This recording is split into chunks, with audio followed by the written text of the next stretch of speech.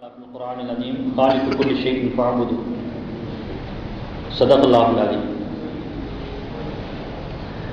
ஆறாவது அத்தியாயம் 103வது வசனத்தில் அல்லாஹ் சொல்கிறான், ஜாலிக்குமுல்லாஹு ரப்புக்கும், அந்த அல்லாஹ் தான் உங்களுடைய ரப்பு, லா இலாஹ இல்லல்லாஹு, வணக்கத்திற்குரியவன் அவனை தவிர வேறு யாரும் இல்லை. காலிக்கு குல்லி ஷைஇன், ஒவ்வொரு பொருளையும் அவன் தான் படைச்சான். ஃபஅபுது, எனவே அவனை வணங்குங்கள். இவ்வாறு அல்லாஹ் தஆலா தான் ஒரு படைப்பாளன் என்பதை பிரஸ்தாபிக்கிறான். அதனால நீங்கள் வணங்கக்கூடியவர்களாக இருக்கிறீர்கள், நான் வணங்கப்படக்கூடியவனாக இருக்கிறேன் என்று அல்லாஹ் தஆலா சொல்லி காட்டுகிறான். இந்த அறிவியல் முன்னேற்றம் கண்ட காலத்தில் கூட அல்லாஹ் ஒருத்தன் இருக்கிறான், இறை சக்தி ஒன்று இருக்குது, அந்த இறை சக்தியின் மூலமாகத்தான் உலகத்தில் உள்ள படைப்பினங்கள் எல்லாம் படைக்கப்பட்டிருக்கிறது அப்படிங்கிறத ஏற்க மறுக்கக்கூடிய மனிதர்களும் இன்றைய காலத்திலேயும் இருந்து கொண்டுதான் இருக்கிறாங்க. அல்லாஹ் படைப்பாளன் இல்லை அப்படின்னு மறுக்கிறவங்க ஷைத்தானோட மோசமானவங்க, ஷைத்தானை மிஞ்சிய ஒரு குணம் கொண்டவங்க. ஏன் அப்படின்னு சொன்னா, ஷைத்தான் ஏத்துக்கிறான், அல்லாஹ் படைப்பாளன் அப்படிங்கிறத ஷைத்தான் ஏத்துக்கிறான். ஷைத்தான் ஏத்துக்கிற ஒரு விஷயத்தை கூட இவன் ஏத்துக்கலைன்னா அப்ப ஷைத்தானோட மோசமானவன் தானே. ஷைத்தான் எப்படி ஏத்துக்கிறான்? 7வது அத்தியாயம் 12வது வசனத்துல பாருங்க, அல்லாஹ் ஷைத்தானை பார்த்து கேட்கிறான், கால மா மனஅக அல்லாஹ் தஸ்ஜுத இது அமர்த்துக், ஆதம் அலைஹிஸ்ஸலாம் அவர்களுக்கு சஜ்தா செய்யும்படியாக உனக்கு நான் ஏவினேனே, உன்னை சஜ்தா செய்ய விடாமல் தடுத்தது எது? என் கட்டளையை மீறி என்னுடைய ஆணைக்கு கட்டுப்படாம சஜ்தா செய்ய மறுத்துட்டிய, இப்படி சஜ்தா செய்ய விடாம உன்னை தடுத்தது எது அப்படின்னு ஷைத்தானை பார்த்து அல்லாஹ் கேட்கிறான். கால, அதுக்கு ஷைத்தான் பதில் சொன்னானா, அன கைரும் மின், யாருக்கு நீ சஜ்தா செய்ய சொன்னியோ அவரை விட நான் தான் சிறந்தவன். ஏண்டா அப்படி சொல்ற? ஹலக்தனீ மின்னார், என்னைய நீ நெருப்புல படைச்ச, ஹலக்தஹு மின் தீன், அவரை களிமண்ணால படைச்ச. களிமண்ணால படைக்கப்பட்டவரை விட நெருப்பால படைக்கப்பட்ட நான் தானே உயர்ந்தவன், சிறந்தவன். இதுதான் சஜ்தா செய்ய நான் மறுத்ததற்கான காரணம். இப்ப அல்லாஹ் படைப்பாளன்கிறத ஏத்துக்கிறானா இல்லையா? அப்போ அல்லாஹ் தான் எல்லா உலகத்துல உள்ள எல்லா பொருள்களையும் படைச்சான் அப்படிங்கிறத மறுக்கக்கூடிய நாத்திகம் பேசக்கூடிய மக்கள் இன்றும் இருந்து கொண்டிருக்கிறார்கள். அப்படிங்கிறது ரொம்ப ஒரு வேதனையான விஷயம். அப்புறம் எப்படிப்பா இவ்வளவு படைப்பனங்களை வந்துச்சு அப்படின்னு கேட்டா, ஒரே வார்த்தையில் அடிச்சிடறாங்க, இயற்கை அப்படின்னு சொல்லி. அதுல உயிரினங்கள் எப்படிப்பா வந்துச்சு? அது தானாக தோன்றி வந்துச்சு. இதெல்லாம் ஒரு விசித்திரமான பதிலா இருக்குது, ஒரு வேக்காட்டுத்தனமான ஒரு பதில். எல்லா படைப்பினங்களும் எப்படிப்பா வந்துச்சு? இயற்கை. உயிரினங்கள்லாம் எப்படிப்பா வந்துச்சு? அது தானா தோன்றுச்சு. சின்ன பிள்ளைத்தனமான ஒரு பதிலா இருக்கு. அதுக்கு ஒரு உதாரணம் வேற, கெட்ட கேடுக்கு என்ன சொல்றாங்க, அழுகி போன உடல்கள்ல இருந்து, கெட்டு போன உணவுல இருந்து தானாக புழு தோன்றுதா இல்லையா? எப்படி உதாரணம் பாருங்க, அழுகி போன உடல்ல இருந்து, கெட்டு போன உணவுல இருந்து தானாக எப்படி புழுக்கள் உற்பத்தி ஆகுதோ தோன்றுகிறதோ அது மாதிரிதான் உயிரினங்கள் தோன்றுச்சு அப்படின்னு உதாரணம் வேற காட்டுறாங்க. ஆனா இன்னைக்கு அறிவியல் ரீதியாக நிரூபிக்கப்பட்ட விஷயம் என்ன அப்படின்னு சொன்னா, அந்த புழுக்கள் கெட்டுப்போன உடல் என்று சொன்னாங்க இல்லையா, கெட்டுப்போன உணவுன்னு சொன்னாங்க இல்லையா, அதுல இருந்து எப்படி உயிர்கள் உருவாகுது அப்படின்னு சொன்னா, சில நுண்ணுயிர்கள் இருக்கிறது, அது கண்ணுக்கு தெரியாத சில முட்டைகளை இடுது. நுண்ணுயிர்கள் இடக்கூடிய கண்ணுக்கு தெரியாத முட்டைகள்ல இருந்துதான் அந்த புழுக்கள் உருவாகலாம். இது அந்த முட்டைகளை நம்ம பார்க்கறதா மைக்ரோஸ்கோப் மூலமாக பார்க்க முடியும் என்பதாக சொல்கிறார். அப்போ ஒவ்வொரு பொருளுக்கும் அது உற்பத்தி ஆகுவதற்கும் உயிர் பெறுவதற்கும் அல்ல ஒரு காரணத்தை வச்சிருக்கிறார். இந்த காரணங்கள் கொஞ்சம் கொஞ்சமா மேல போய் கடைசியில யார்கிட்ட போய் முடியுது அப்படின்னா அல்லாட்ட போய் முடியுது. அதனால்தான் காரண கர்த்தா என்பதாக அவனுக்கு சொல்லப்படுது.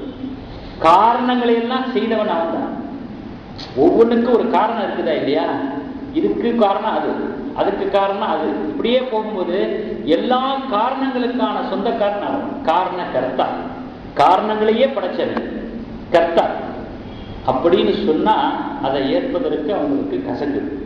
இதை நம்ம ஒரு சோதனையின் மூலமாக கூட தெரிஞ்சுக்கலாம். வாழைப்பழத்தை 2 பீஸா வெட்டி ஒரு பீஸை காற்று புக முடியாத ஜாடிக்குள்ள அடைச்சி வச்சிருங்க, இன்னொரு துண்டை காற்று படும்படியான திறந்த வெளியில வச்சிருக்கு. இப்ப காற்று படக்கூடிய இந்த பீஸ்ல புழு வந்துடும்.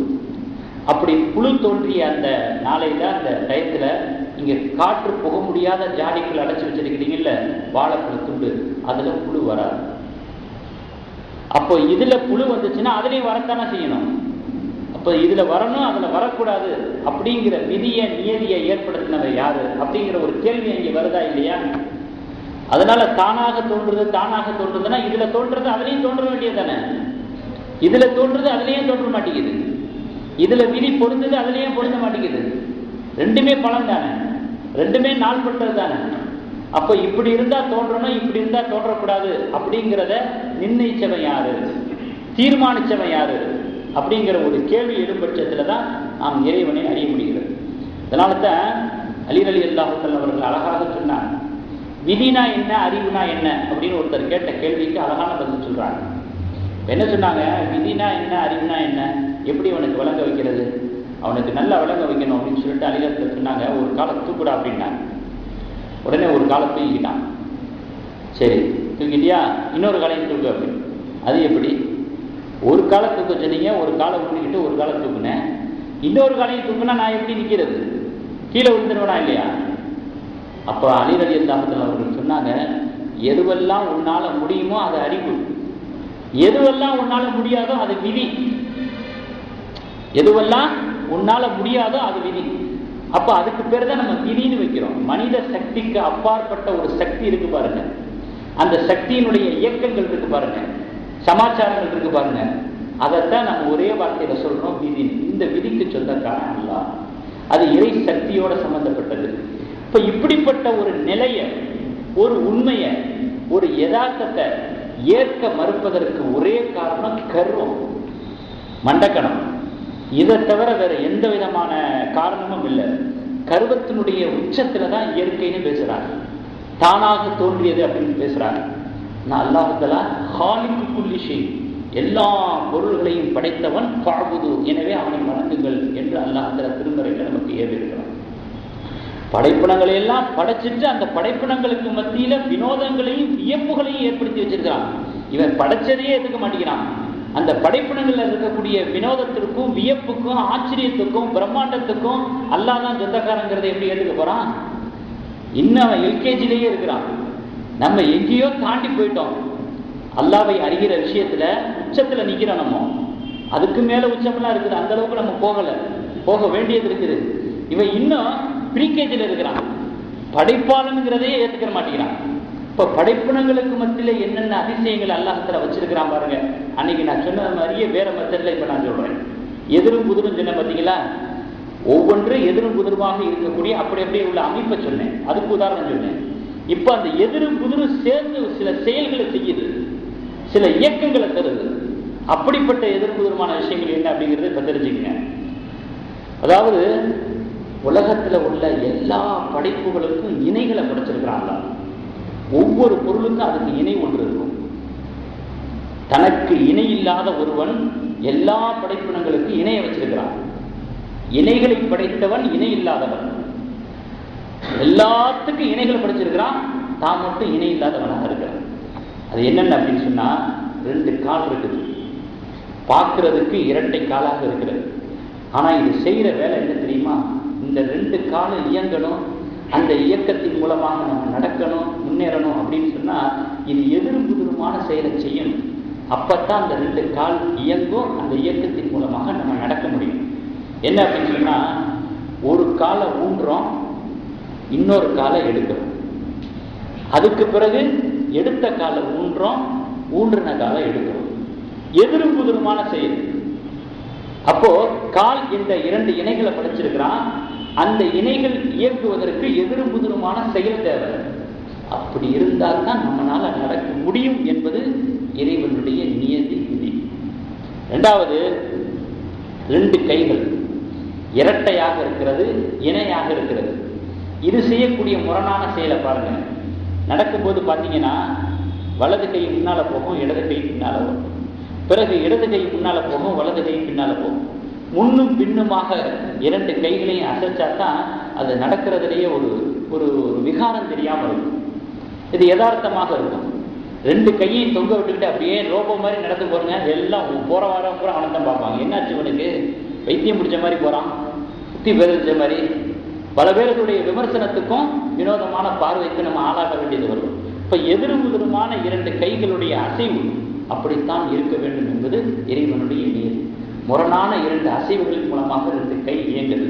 அதே போல இடது கையில் இருக்கக்கூடிய உள்ளங்கை, அந்த உள்ளங்கை இருக்கிற இடத்துல புறங்கை இருந்துச்சுன்னா எந்த வேலையும் செய்ய முடியாது. புரியுதா? இடது கை, அதுல அல்லாஹ்வுல உள்ளங்கையை இங்கே வச்சிருக்கிறான். இந்த உள்ளங்கை எடுத்து பின்னாலையும் அந்த புறங்கை எடுத்து உள்ளேயும் வச்சானா இந்த 2 கையை வச்சு வேலை செய்ய முடியுமா? எதையும் ஸ்ட்ராங்கா தூக்க முடியுமா, பிடிக்க முடியுமா? இப்ப எதிரும் புதிருமாக வச்சிருக்கிறான்.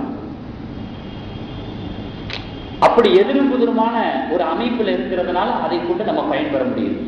இது ஒரு வினோதம். அடுத்து பாருங்க, உடம்புல எலும்பையும் படைச்சிருக்கிறான், தசையும் படைச்சிருக்கிறான்.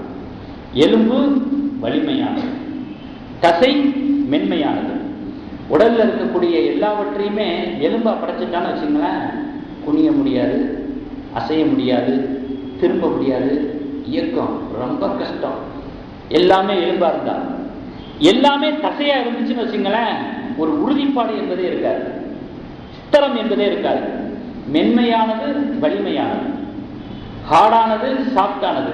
இந்த எதிரும் புதிருமான 2 இணைகளாக படைச்சு உடலை அல்லாஹ் இயக்கிட்டு இருக்கிறான். இது அவனுடைய படைப்பினங்கள்ல இருக்கக்கூடிய வினோதம். நம்ம போட்டிருக்கிற துணிமணிகளை பாருங்க, அதுல நெய்யப்பட்டிருக்கக்கூடிய நூல்கள் எல்லாம் எதிரும் புதிருமா குறுக்க நெடுக்குமா போகுது. இங்கிட்டு இருந்து அங்கிட்டு போகுது, அங்கிட்டு இருந்து இங்கிட்டு போகுது. இப்படி தாறுமாறா குறுக்கு நெடுக்குமா இருக்கிறதுனால தான் அதுல உறுதிப்பாடு இருக்கிறது, ஸ்ட்ராங்கா இருக்குது. காகிதம் மாதிரி அதை கிழிச்சிட முடியுமா? கிழிச்சா அதை ஒரு உடைன்னு சொல்ல முடியுமா? நம்ம அவ்வாலின காலத்தில் வாழ்ந்துட்டு இருக்கிறோம். அதனால அதுல ஒரு ஸ்திரத்தை நம்ம வரணும் அப்படின்னு சொன்னா அந்த நூல்கள் குறுக்கு நெடுக்குமாக நெய்யப்படும். அப்படி நெய்யப்பட்டதுக்கு பிறகுதான் அதுக்கு துணி என்கிற பெயரே வருகிறது. அதே போல வெள்ளத்தாள்ல கருப்பு நிறத்தை கொண்டு எழுதுறோம், கரும்பலகையில வெள்ளை சாக்பீஸ் வச்சு எழுதுறோம். நிறங்களால் மாறுபட்ட முரண்பட்ட ஒன்றை கொண்டு எழுதுவதன் மூலமாகத்தான் எழுத்துக்கள் கண்ணுக்கு தெரியுது. முரண்பட்ட நிறங்களை கொண்டு இல்லை அப்படின்னு சொன்னா எழுத்துக்களையே நம்ம பார்க்க முடியாது. வெள்ளத்தாளா இருந்தா எழுது மைய, அந்த மை. கரும்பலகையா இருந்தா வெள்ளை சாக்பீஸ். ஒரு உதாரணத்துக்கு சொல்றேன். நிறங்களுடைய முரண்பாடு எழுத்துக்களை பார்ப்பதற்கு உதவுகிறது. இதுவும் அல்லாஹ்வுடைய படைப்பினங்கள்ல இருக்கக்கூடிய வினோதமா. அதே போல ஒரு பொருளை பார்க்கறதுக்கு என்ன தேவை? ஒளி தேவை. ஒளி மட்டும் தேவையில்லை. ஒரு பொருளுடைய எல்லா பக்கத்திலையும் ஒளி பட்டுச்சுன்னா அந்த பொருளை பார்க்க முடியாது. ஒரு பொருள்ல அதனுடைய எல்லா பக்கங்களிலும் ஒளி படுமையானால் அந்த பொருளை நம்ம பார்க்க முடியாது. அந்த பொருளை நம்ம பார்க்கணும்னு சொன்னா கொஞ்சமாவது இருள் கலந்துருக்கணும். தங்கத்துல இதை கலக்கிற மாதிரி, தீர்த்தங்கத்தை ஆபரணமா பயன்படுத்த முடியாதுன்ற மாதிரி, அதில் செம்பு கலக்கிறது மாதிரி ஒரு பொருளை நம்ம பார்க்கணும் அப்படின்னு சொன்னா ஒளி மட்டும் போதாது, நிழலும் தேவை, இருளும் தேவை. அதுவும் சேர்ந்து கலந்து இருந்தால் தான் ஒரு பொருளை நம்மால் பார்க்க முடியும். எதிரும் புதிரான முரணான 2 தன்மைகளை கொண்டு ஒரு பொருளை பார்ப்பதற்கு அதை பயன்படுகிறது. அதே போல கத்திரிக்கோள் எடுத்துங்க, 2 கத்தி நம்ம சண்டைக்கு வர்ற மாதிரி எதிரும் புதிருமா நிற்பாங்க. அப்படித்தான் நிற்கணும், அப்பதான் வெட்ட முடியும். நீயா நான் பார்த்துருவோமா அப்படின்னு ஒரு போட்டிக்கு நிற்கிற மாதிரி இருக்கும் 2 கத்தியை பார்த்தா. அந்த அமைப்பில் இருந்தால் தான் அது கத்திரிக்கோள், அப்பத்தான் அது வெட்ட முடியும். இது இறைவனுடைய ஆணை, இறைவனுடைய நியதி. அதே போல எப்ப நம்ம நதின்னு சொல்லுவோம், 2 கரை இருந்தால் தான் நதின்னு சொல்லுவோம். இங்க எப்படி கரை இருக்குதோ அதே மாதிரி ஆப்போசிட்ல கரை இருக்கணும். 2 கரைகளுக்கு மத்தியில தண்ணி ஓடினா தான் அதுக்கு பேர் நதி, அதுக்கு பேர் ஆறு. அப்ப 2 எதிர் முரணான எதிரும் புதிருமான 2 கரைகளுக்கு மத்தியில் அல்லாஹ் தண்ணியை ஓட வச்சு அதை நதி, ஆறு என்பதாக அமைச்சு வச்சிருக்கிறான். ஒரு வீட்டை கட்டிடுறோம், வீட்டை கட்டினதுக்கு பிறகுதான் உள்ளே வெளியே என்று பேச்சு வருது. வீட்டுக்குள்ள இருக்கிறான், வீட்டுக்கு வெளியே இருக்கிறான். வீட்டை கட்டி முடித்ததற்கு பிறகு உள்ளே வெளியே என்ற ஒரு வார்த்தை பிரயோகம் பயன்படுத்தப்படுகிறது. அதே போல ஒளி, எந்த ஒளி? சத்தத்தினுடைய ஒளி. இந்த ஒளியினுடைய ஏற்ற இறக்கத்தினால, கூட்டல் குறைத்ததுனால தான் இசை முழுமையடையுது. இசை கூடுமா கூடாதா அந்த பேச்சுக்கு நான் வரல. இசை எப்போ முழுமையடையுது, அது இசையாக பார்க்கப்படுது அப்படின்னு சொன்னா ஒளியினுடைய கூட்டல் குறைத்தல், ஏற்ற தாழ்வு. இதன் மூலமாகத்தான் இசை என்ற ஒன்றே பரிபூர்ணமாக ஆகும். இப்ப இந்த முரணை கொண்டு அல்லாஹத்துல ஒன்றை இயக்கிறான். அதே போல நாணயம் அப்படின்னு சொன்னாலே அதுக்கு ரெண்டு பக்கம் இருக்கணும். ஒரு பக்கம் மட்டும் இருக்கிற மாதிரி ஒரு நாணயத்தை காட்டின்னு பார்க்கலாம். முஸ்தபா செய்ய முடியுமா? செல்லாத அப்படின்னு முதல்ல அதை செய்ய முடியுமா? இப்ப ரெண்டு பக்கம் இருந்தா தான் நாணயம் என்ற ஒன்றையும் நம்ம பார்க்க முடியும். அப்போ ஏதாவது ஒரு படைப்புன்னு ஒண்ணு வந்துட்டாலே அந்த படைப்புல ரெண்டு பக்கத்தை நம்ம பார்க்க முடியும். இது மாதிரி ஒவ்வொரு படைப்புக்கும் அல்லாஹ்வுத்தாலா அதுக்கு இணையாக ஒன்றை படைச்சிருக்கிறான். அந்த இணையின் மூலமாக எதிர்புதிரை படைச்சு எதிர்புதிரி மூலமாக பயன்பாட்டையும் கொடுக்குறான். இப்படி படைப்பினங்களுக்கு மத்தியில பலவிதமான பலாயிரக்கணக்கான வினோதங்களையும் அற்புதங்களையும் அதிசயங்களையும் ஆச்சரியங்களையும் அல்லாஹ்வுத்தாலா எவ்வளவோ உருவாக்கி வச்சிருக்கிறான். அதை நம்ம அறிகிறதுக்கு பல வருஷம் ஆகுது. இன்னும் அறிய வேண்டியது நிறைய இருக்குது. இன்னும் உட்காந்துக்கிட்டு படைப்பாளனுங்கிறதையே ஏற்றுக்காம இருக்கிறாங்க. அதனால ஷைத்தானை விட மோசமானவர் நாத்திகம் பேசுறவங்க இருக்கிறாங்களே, ஷைத்தானை விட மோசமானவர். ஏன்? ஷைத்தான் என்பவன் அல்லாஹ் படைப்பாளன்கிறத ஏத்துக்கிறான். கலப்பத்தனே மின்னா கலப்பத்தகோ மின், என்னை நெருப்பால படைச்ச, அவரை மண்ணால படைச்ச, அதனாலதான் நான் அவருக்கு சஜ்ஜா செய்யல அப்படிங்கிற அந்த வாதத்தை முன்வைக்கும் பொழுது அல்லாஹ் படைப்பாளன்கிறத அவன் ஒத்துக்கிறான். உலகத்தையே வழிகெடுக்கக்கூடிய ஷைத்தானை ஒத்துக்கொள்ளக்கூடிய விஷயம் அல்லாஹ் தான் படைப்பாளன்கிறது. இவன் உட்காந்து இன்னும் அல்லாஹ் படைக்கல, தானாக தோன்றியது, அதெல்லாம் இயற்கை, தெரியாது என்பதற்கு பேர் தான் இயற்கை. இதெல்லாம் எப்படிப்பா தோன்றுச்சு, இதெல்லாம் எங்கிட்ட இருந்து வந்துச்சு, தெரியாது. அந்த தெரியாதுங்கிற அந்த வார்த்தையை பயன்படுத்துறதுக்கு அவனுடைய கர்வம் தடுக்குது. அதனால ஒரு போடு இயற்கை. இயற்கைன்னா அதுக்கு என்ன அர்த்தம் இருக்குது, அதுக்கு என்ன அடிப்படை இருக்குது, அது என்ன கொள்கை? இயற்கை என்ற வார்த்தைக்குள் என்ன கொள்கை இருக்குது, என்ன லாஜிக் இருக்குது, என்ன தத்துவம் இருக்குது? ஒண்ணுமே இல்லையே. தெரியாதுன்னு சொல்லிட்டு போறதுக்கு நாங்க தெரியப்படுத்துறோம், நாங்க சொல்றோம், விளக்குறோம். உலகம் தோன்றியதிலிருந்து முடிவு நாள் வரைக்கும் உள்ள அத்தனை விஷயங்களும் குர்ஆன்ல இருக்குது, ஹதீஸ்ல இருக்கு, இஸ்லாத்துல இருக்குது. தெரியாதுங்கிற பேச்சுக்கே இடம் இல்லை. அதனால நாத்திகவாதம் என்பது அது மோசமான, இறைவனுக்கு கோபத்தை ஏற்படுத்தக்கூடியது. அதனால தான் அல்லாஹ் சொல்றான், ஹாலிகு குல்லி ஷை, அல்லாஹ் தான் ஒவ்வொன்றையும் படைத்தவன், ஃபஅபுது, எனவே அவனை வணங்குங்கள் என்பதாக சொல்கிறான். ஆகவே அல்லாஹ் வணங்கப்படக்கூடியவன், நாம் வணங்கக்கூடியவர்களாக இருக்கிறோம். அல்லாஹ் படைப்பாளனாக இருக்கிறான், நாம் படைக்கப்பட்டவர்களாக இருக்கிறோம். என்றென்றும் அவனுக்கு வணங்கிய ஒரு வாழ்க்கையை வாழ நாம் கடமைப்பட்டிருக்கிறோம் என்பதை அறிந்து உணர்ந்து அதன் வழி வாழ வல்ல ரஹ்மான் அனைவருக்கும் தௌஃபீக்கினை தந்து கொள்வானாக.